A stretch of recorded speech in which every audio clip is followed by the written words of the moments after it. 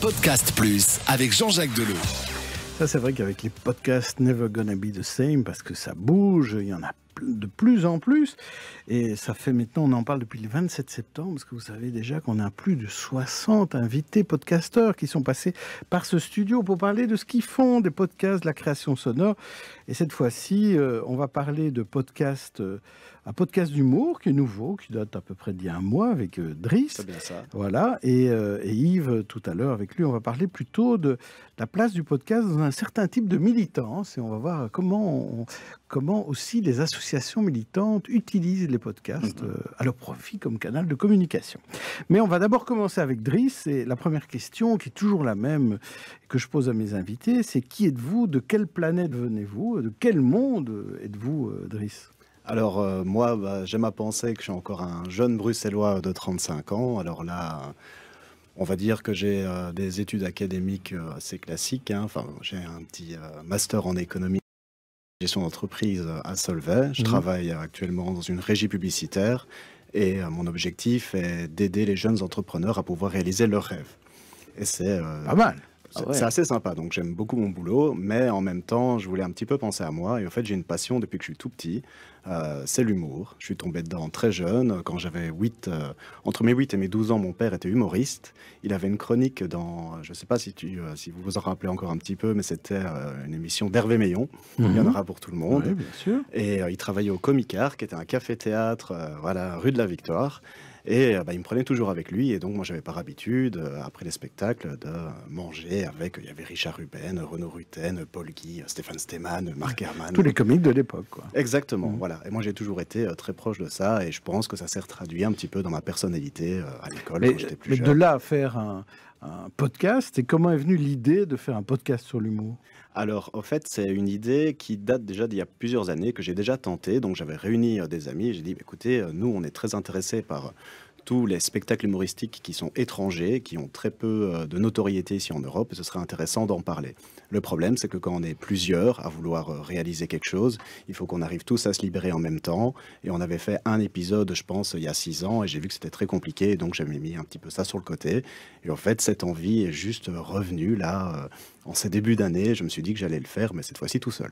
Oui, peut-être parce qu'il y avait une espèce de hype autour du podcast. C'est ça qui a peut-être donné l'idée, non? Alors, pas exactement dans mon cas. Moi, je voulais vraiment essayer de partager ça parce qu'en fait, déjà de base, quand on est en soirée avec des potes, je leur fais découvrir des humoristes et je dis, mais ce serait peut-être intéressant de pouvoir faire découvrir ça à plus de personnes. Et je voulais utiliser le moyen le plus simple, le moins restrictif. Donc, je voulais pas commencer par l'image. Je trouve que le son est plus intéressant parce que moi, c'est vraiment du contenu que je vais faire découvrir. Je pense pas que montrer ma tête ait vraiment une plus-value dans ce cas-là. Ça viendra plus tard. Hein. Donc, évidemment, mon podcast est aussi disponible sur YouTube, mais avec une image fixe. Ouais.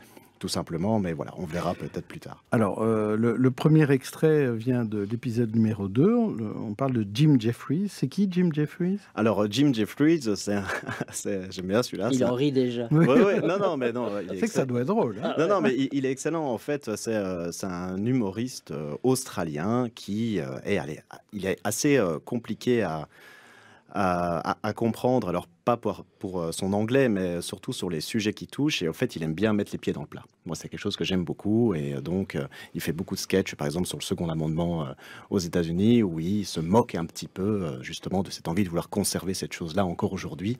Voilà, il est un petit peu vulgaire. Voilà, il est très... Oui, c'est l'amendement avec les armes. Voilà, exactement. Ouais. Il est très transgressif. Et il aime bien polariser son public. Donc, il aime bien essayer de le polariser, puis après d'en stigmatiser un avec l'aide de l'autre. On va écouter tout de suite un extrait de votre podcast Driss te parle. Et on parle donc de Bear de Jim Jefferies. Alors spécial news, j'ai déjà 19 abonnés YouTube. Je suis hyper heureux. Et moi, quand je suis heureux, mon frère, je zouk. Alors, on bouge le popotin. C'est la fête quand même. 19 abonnés YouTube. Alors bon, voilà. Maintenant que ça c'est fait, on va rentrer dans le cœur du sujet. Pour ceux qui ont reconnu la photo que j'ai postée en teaser sur Facebook, ma chronique portera donc sur Jim Jefferies et plus particulièrement sur son spectacle Bear. C'est Driss te parle, épisode 2, jingle. Toujours pas de jingle. Bon voilà.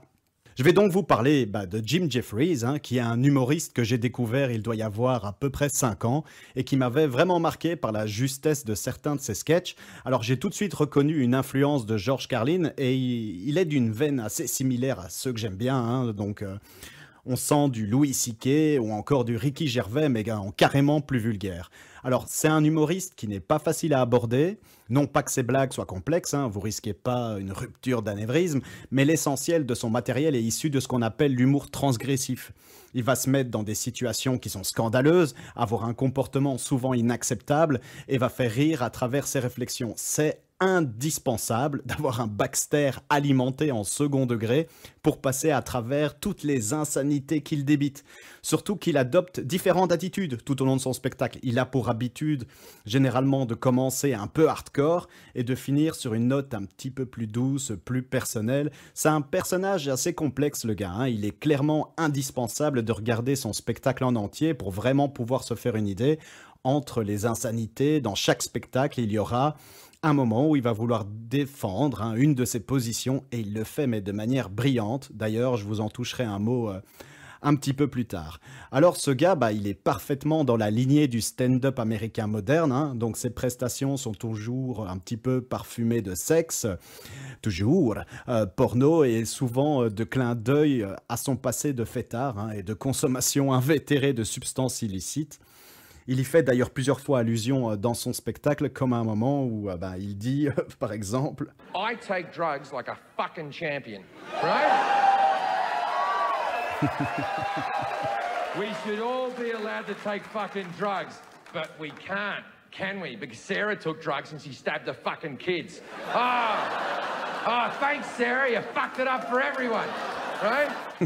Voilà, bon alors tout le monde ne se reconnaîtra pas dans son personnage, mais c'est pas le but et ni indispensable pour se marrer. Alors c'est clair, j'aurais préféré pouvoir vous faire découvrir ce mec par ses précédents spectacles, tels que Swear to God ou Fully Functional, qui sont, disons, quand même plus comestibles.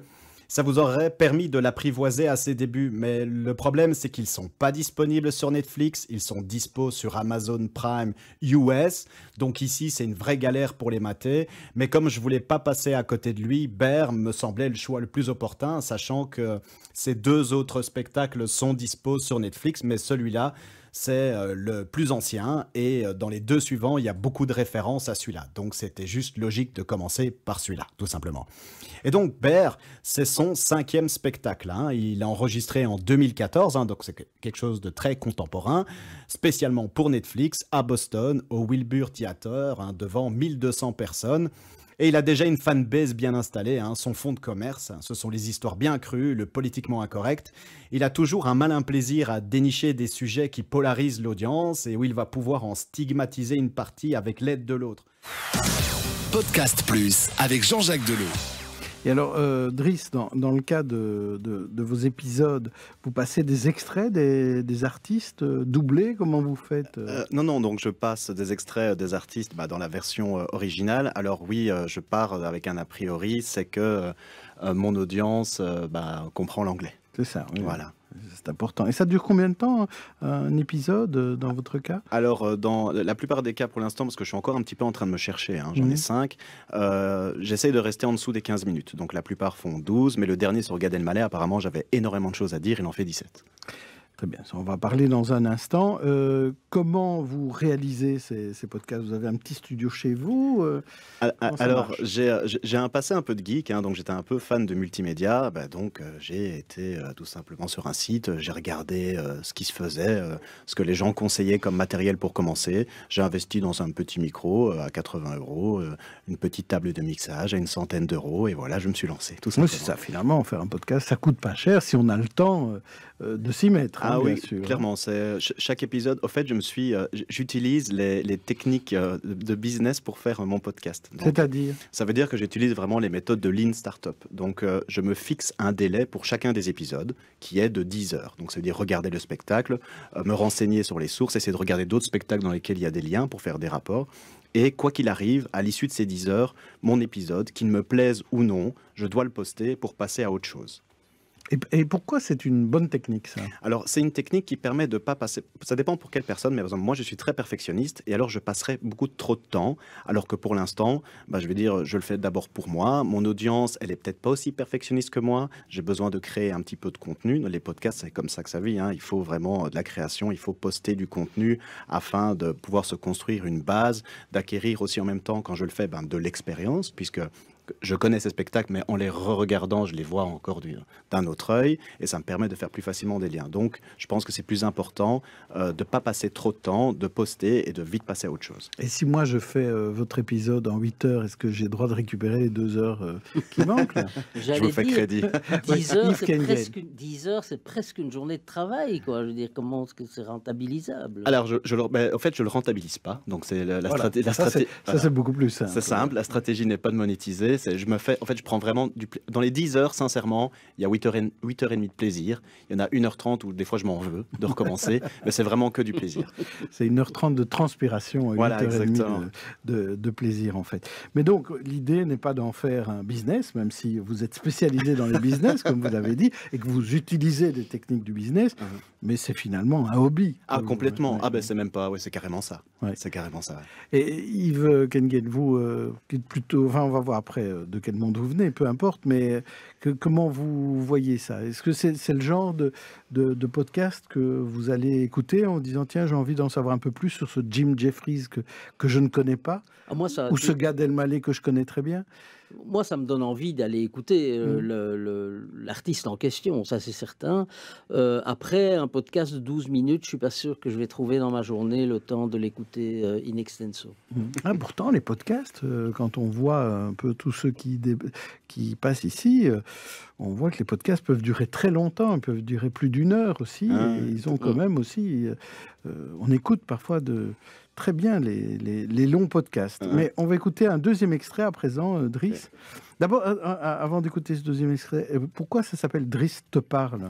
Alors, j'ai cherché... Alors, de nouveau, c'est les mêmes techniques. Donc, trouver un nom, c'est très compliqué. En 10 heures. Voilà, exactement. Non, trouver un nom, c'est très compliqué. Je voulais pas passer par 4 chemins. Donc, je voulais qu'il y ait mon prénom dedans, un Driss, que j'aime beaucoup. Et je cherchais les noms de domaine, évidemment, driss.com, c'était déjà pris, tous ces trucs-là. Et donc... Qu'est-ce que je vais faire? Je vais parler à quelqu'un et je veux garder cette proximité avec la personne qui m'écoute, comme je parlais à des potes. Et donc, écoute, Driss te parle. Et tout était libre. Et donc, voilà, j'ai tout enregistré. Tout se passe bien. Et là, on va écouter donc un extrait du 5e épisode, le dernier diffusé, c'est ça? Donc, il concerne Gad Elmaleh. On écoute l'extrait, on commente après. Hey, content de te retrouver après cette petite semaine de vacances bien méritée, comme tu peux le remarquer, ça m'a fait du bien. Je ne peux que te conseiller Valencia, la ville elle accrochait encore facilement plus de 20 degrés début novembre. Donc ce n'était que du bonheur. Alors cette semaine on se retrouve et je vais te parler du spectacle Décalage horaire de Gad Elmaleh. Alors celui-là il me tenait particulièrement à cœur car je pense que c'est vraiment le premier humoriste sur qui j'ai eu un réel coup de cœur étant plus jeune. J'ai dû voir ce spectacle une centaine de fois et des éléments de ses sketchs se retrouvaient systématiquement dans mes échanges avec mes potes. Encore aujourd'hui, avec certains de mes amis d'enfance, on ne se parle qu'avec des répliques de Gad. Je me revois encore arriver à l'aéroport d'Agadir avec mes parents, courir vers le chariot à bagages et commencer à chanter « Oh, checker les bagages, checker les bagages, checker les bagages, oh, checker les bagages, checker les bagages, checker les bagages, checker les bagages, checker les bagages. » Enfin voilà, vraiment n'importe quoi, mais donc je connaissais vraiment le truc par cœur. Et cependant, avec les années, je me suis rendu compte que beaucoup de personnes étaient passées à côté de ce spectacle, ne découvrant Gad Elmaleh sur scène qu'après, avec La vie normale et son intro légendaire du Petit oiseau si tu n'as pas d'aile, ou encore bien plus tard avec L'autre c'est moi, qui, comme spectacle, annoncera vraiment un changement de style dans le déroulé de ses performances futures, qui seront dorénavant inspirées du modèle du stand-up à l'américaine, tout en gardant cette particularité propre à lui, qui est de nous faire voyager en nous racontant des histoires et en partageant avec nous sa panoplie de talents, de la percussion jusqu'au chant. Franchement, c'est déconcertant de facilité. Et donc, malgré ce que certaines personnes peuvent lui reprocher aujourd'hui, pour moi, il demeure un artiste vraiment complet. Alors, je voulais te faire redécouvrir son premier spectacle filmé, qui, sans être à des années-lumière de ses performances actuelles, est pour moi une de ses performances les plus authentiques, sans mise en scène extravagante, où l'on peut déjà découvrir les prémices de celui qui deviendra un des humoristes francophones les plus populaires de sa génération. C'est Driss te parle de Décalage horaire de Gad Elmaleh.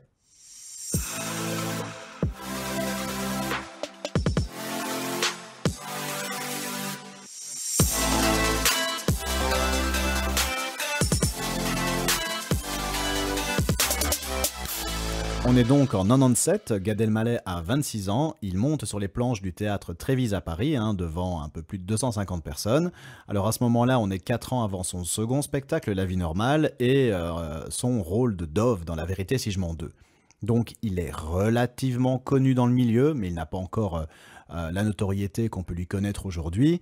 Il a intégré l'équipe de la matinale d'Arthur sur Europe 2 il y a tout juste un an. Il a quelques apparitions à la télé, mais franchement, ça reste vraiment très anecdotique. Cette année même sort son premier film dans lequel il a le rôle principal, qui est un film de Merzak Alouache, qui s'appelle Salut cousin. Et là, il tient le premier rôle et il joue un immigré algérien qui arrive en Europe. On a donc un film qui est quand même assez divertissant, mais pas que. Il joue vraiment sur les chocs de culture et les difficultés quotidiennes auxquelles sont confrontés les immigrés. La prestation de Gad Elmaleh est vraiment réussie. Je te le conseille si tu souhaites découvrir Gad à ses débuts au cinéma. Alors évidemment, c'est pas intouchable avec Omar Sy, mais le film passe bien si tu veux te faire une petite soirée canapé. Je te mettrai les liens dans la description sur ma chaîne YouTube. Il est dispo à la VOD sur un paquet de petites plateformes. Mais revenons à son spectacle, parce que sinon ma chronique va aussi être en décalage horaire. Alors après un petit clin d'œil à Bénil dans l'intro, il nous gratifie quand même d'une prestation de pas moins d'1h30, le bonhomme. Il va nous embarquer dans son séjour qui commence à l'aéroport de Casablanca, dans un avion qui s'envole pour Montréal. Alors il va partager avec nous son périple de jeune comédien juif marocain qui quitte son pays pour vivre son rêve, qui est a priori de devenir un comédien connu et reconnu. Et durant son épopée, il va croiser une multitude de personnages.